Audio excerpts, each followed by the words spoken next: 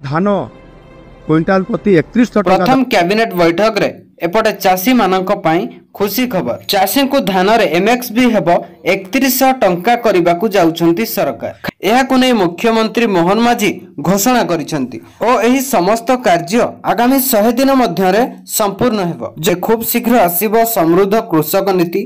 धान रे एमएसपी 3100 टंका कराजिबो। चाषी को धान रे एमएसपी हेबो 3100 टंका करबाकू जाउछंती सरकार।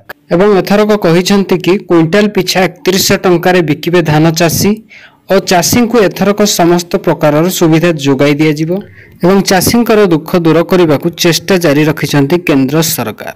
एवं बैठक रे जोर करी जवाब मध्य देइछंती कि एथरक क्विंटाल पिछा 3100 टंका रे बिकिबे धान चाषी। तबे देखंतु कि किभଳି भाबे घोषणा करिथिले सरकार। 2024 रे भारतीय जनता पार्टी रो सरकार हबो एवं देइते हमें 3100 टंका